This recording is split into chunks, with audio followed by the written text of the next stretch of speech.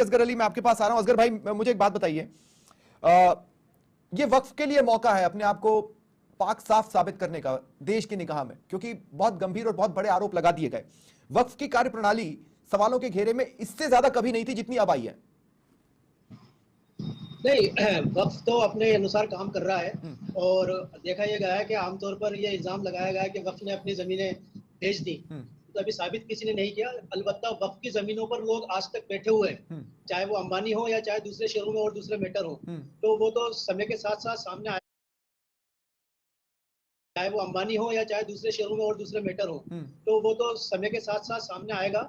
रही बात हम जयपुर की बात करें, जो आज बाबा साहब ने इल्जाम लगाए हैं, तो जैसा कि अभी मेरे भाई कह रहे थे कि अब इल्जाम का टाइम नहीं है, आप एक केंद्रीय मंत्री भी रह चुके हैं और आप यहाँ राज्य सरकार में मंत्री रह चुके हैं, आप तो कार्रवाई कर सकते थे और अभी भी सरकार आपकी, आप कार्रवाई कर सकते हैं। ऐसे अनर्गल आरोप लगाना, आपने बता दिया कि 900 गज एरिया और 900 वर्ग गज बीघा जमीन जो है वो सारी कब्जा ली है और उसके अंदर राजकीय शासकीय जमीन भी आ रही है, तो ये कहाँ है वो जमीनें, कहाँ की बात कर रहे हैं, कैसे बात कर रहे हैं? अगर मैं बात करूं, आप जामे हिदायत की बात करते हैं, फजलुर रहीम साहब का नाम इसके अंदर आ रहा है, तो कौन है ये फजलुर रहीम? काजी भाई, कौन है ये फजलुर रहीम? हाँ, फजलुर रहीम साहब जो हैं, इनके वालिद साहब जोते रहमान साहब, वो जामे हिदायत के मालिक है और उन पर 5 मामले क्यों है, उनके हैं, उन पर 5 मामले क्यों हैं? हाँ, उनके ये दोनों बेटे हैं। कहने का मकसद ये है कि यहाँ पूरी जमीन सीआरपीएफ, अगर आप जाएंगे नागौर की तरफ, सीआरपीएफ फॉरेस्ट की जमीन और राजकीय जमीन प्लस इनकी खुद की जमीन, ये सब जमीनें लगती हुई है और कुछ एक खातेदारों की जमीन के ऊपर केस चल रहे हैं। क्योंकि उस पर केस चल रहे हैं, उस पर मैं कुछ भी बात नहीं कर सकता। ठीक है, वो केस फजलुर रहीम साहब के हक में आ रहे हैं। नहीं, लेकिन मैं सिर्फ ये बोल रहा हूँ कि फजलुर रहीम पर 5 मामले दर्ज क्यों हुए?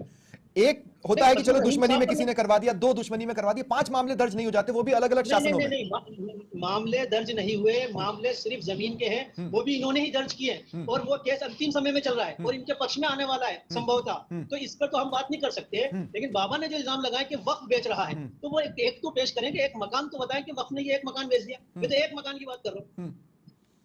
वहां पर आप जाएंगे ना सर, स्वप्निल सर, अगर अपन इस नागरखोल की तरफ जाएंगे तो ये जमीन पे पहले हमारी जो माननीय उप मुख्यमंत्री हैं राजकुमारी दिया कुमारी साहिबा, उन्होंने कहा था कि ये हमारी जमीन है और ये इसमें सत्य है। कुछ चीज सत्य ये है कि ये हाइनिस की जमीनें थी, राजकीय जमीनें थी जो राजा महाराजाओं ने दान किए और फिर उन लोगों ने अपने प्लाट करने वालों को बेची, वहां पर प्लाटिंग हुई। और अगर मैं इससे बढ़कर बात करूं तो पूरा जयपुर राजा महाराजाओं का दान किया हुआ। हम तो ये कहते हैं, हम तो स्वीकार कर रहे हैं इसको, जिससे वो मोहब्बत करते थे, जिसको वो चाहते थे, जिसका जो उनका वो हुआ करते थे, उनको वो दान दिया करते थे।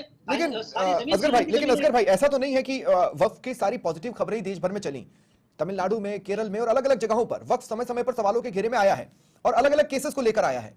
कभी दान की जगह यह भी आया कि दबाव डालकर जमीन डोनेट करवाई गई है, इस तरह के मामले भी रहे।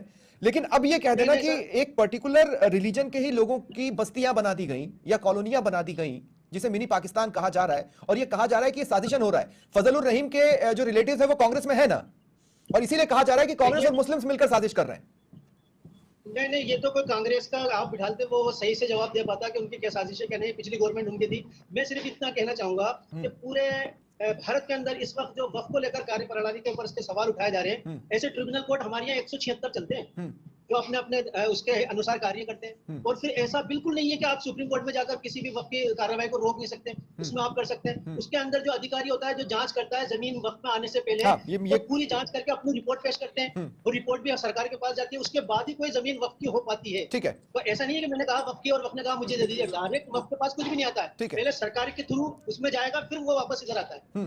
ठीक है, असगर साहब आपको काउंटर करना चाहते हैं। असगर भाई क्या कह रहे हैं? स्वप्निल जी, जो हमारे भाई यहाँ पर कह रहे हैं कि सर्वे कमिश्नर जो भी दे देता है रिपोर्ट होगा, सर्वे कमिश्नर को नियुक्त कौन करता है? भारत सरकार करती है। दूसरे वक्फ बोर्ड के अंदर जो 9 लोगों की कमेटी होती है, उसमें से 5 मेंबर जो होते हैं वो राज्य सरकार के मनोनीत होते हैं। तो वक्फ बोर्ड के पास तो अपना है क्या? कुछ भी नहीं है। जिस तरह आप इल्जाम लगा रहे हैं यहाँ बैठकर, वो जो 7 सदस्य हैं वो कौन कौन नियुक्त होते हैं, साहब बताइए। हाँ, एक तो बार काउंसिल का मेंबर होता है जो सरकारी होता है, राज्यसभा का मेंबर होता है जो सरकारी होता है, विधायक होता है जो सरकारी होता है, तो मुस्लिम एक लेडीज होती है उसके अंदर, ऑल लेडीज शिया समुदाय से, और एक सिर्फ मुस्लिम लेडी का नहीं है। तो हम संशोधन ला रहे थे कि महिलाओं नहीं, आपको पता ही नहीं है शैलेंद्र भैया, आपको पता ही नहीं है। सुन लीजिए स्वप्निल जी, ठीक है, किसान मुआवजे के लिए तरस रहा है, ठीक है, कैबिनेट मंत्री बोलता है। ठीक है, काजी असगर साहब, एक बार फिर मैं आपके पास आ रहा हूं, आप हाथ उठा रहे थे, लेकिन मैं एक बात कहना चाहता हूं। प्रॉब्लम यह है कि वक्फ मुसलमानों से इतर बाकी सभी धर्मों के लिए एक मिस्टीरियस यूनिट है, जिसके बाद काजी असगर साहब, एक बार फिर मैं आपके पास आ रहा हूं, आप हाथ उठा रहे थे, लेकिन मैं एक बात कहना चाहता हूं। प्रॉब्लम यह है कि वक्फ मुसलमानों से इतर बाकी सभी धर्मों के लिए एक मिस्टीरियस यूनिट है जिसके बारे में लोगों को नहीं पता। तो आसानी से कुछ भी बोलकर उस बात को साबित किया जा सकता है, किसी भी माइंड फ्रेम में उसको फिट किया जा सकता है। प्रॉब्लम यह है कि क्या वक्फ सामने आकर अपने आप को क्लीन साबित करेगा या नहीं करेगा?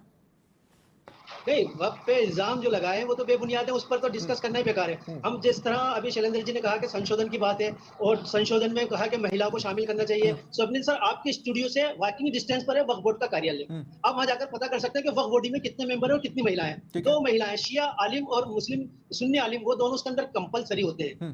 तीसरी चीज मैं ये कहना चाहूंगा कि हिंदू टेंपल बोर्ड है, उसके अंदर क्या आप किसी मुस्लिम को स्वीकार कर लेंगे? क्योंकि वो सब चीज उसी का होता है। और बल्कि हिंदू टेंपल बोर्ड में साफ शब्दों में ये लिखा हुआ है कि किसी गैर हिंदू को इसमें हम शामिल नहीं करेंगे, और सरदार सिखों को और जैनों को हम हिंदू नहीं मानते। ये लाइन भी वहां ऐड है।